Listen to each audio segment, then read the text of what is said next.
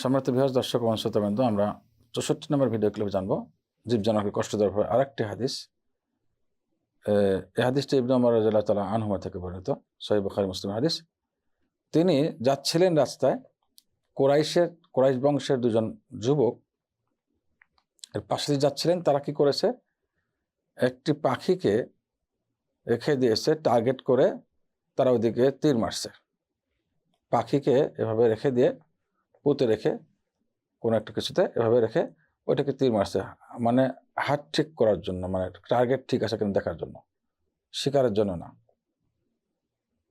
এবং পাখির মালিককে বলছে যে আমরা যদি তীর মারতে ভুল করি, ভুল হলে একটা করে তীর তুমি পাবে। ইবনে ওমর রাদিয়াল্লাহু তাআলা আনহুমা যখন দেখলেন, তখন বললেন যে এই কাজ কে করেছে। তো এটা দেখে জিজ্ঞাসা করেছেন। তারা ইবনে ওমরকে দেখে তো পালিয়ে গেছে, আলাদা হয়ে গেছে। তখন ইবনে ওমর এসে বললেন যে রাদিয়াল্লাহু তাআলা আনহুমা, যে এটা কে করেছে?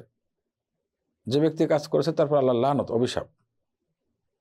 রাসূলুল্লাহ সাল্লাল্লাহু আলাইহি ওয়াসাল্লাম বলেছেন, যে ব্যক্তি কোনো জীবজন্তুকে টার্গেট বানিয়ে নিল, মানে টার্গেট ঠিক করার জন্য তার টার্গেট ঠিক আছে কিনা, ঠিক কোনো জীবজন্তুকে টার্গেট বানিয়ে নিল, যে আমি আমার ওই জীবকে তীর মারতে পারলে বা বন্দুক মারতে পারলে, গুলি মারতে পারলে আমার টার্গেট ঠিক আছে। শুধু টার্গেট বানানোর জন্য, টার্গেট পরীক্ষা করার জন্য যে তার হাত ঠিক আছে কিনা, টার্গেট ঠিক আছে কিনা, যদি কোনো জীব জানোয়ারকে এভাবে টার্গেট বানিয়ে নেয়, তো তার উপরে মহানবী সাল্লাল্লাহু আলাইহি ওয়াসাল্লাম তাকে কি করেছেন, লানত করেছেন।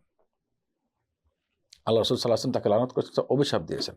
তার মানে কোনো জীব জানোয়ারকেই টার্গেট ঠিক করার জন্য হত্যা করা যাবে না। এটা করলে অভিশাপ প্রাপ্ত হতে হবে। আল্লাহ তাআলা আমাদের রক্ষা করুন। এমনটি কখনো, শিকারের জন্য করা যায়। এখন টার্গেট ঠিক করার জন্য করা যাবে না, তো শিকারের জন্য মুক্ত জানোয়ারকে শিকার করা, যেটা খানাপিনা করা যায়, যেগুলো হালাল জানোয়ার, এগুলো খাওয়ার জন্য হালাল জানোয়ারকে শিকার করা যাবে, কোনো সমস্যা নেই। কিন্তু টার্গেট করার জন্য একটা জানোয়ারকে বেঁধে রেখে ওখানে দূর থেকে টার্গেট করবে, আমার হাত ঠিক আছে কিনা দেখবে, এইটা নিষিদ্ধ এবং লানতের কারণ। আল্লাহ আমাদের রক্ষা করুন এবং সমস্ত অন্যায় পাপাচার থেকে আমাদেরকে দূরে থাকার তৌফিক দান করুন। আসসালামু আলাইকুম ওয়া রাহমাতুল্লাহি ওয়া বারাকাতুহু।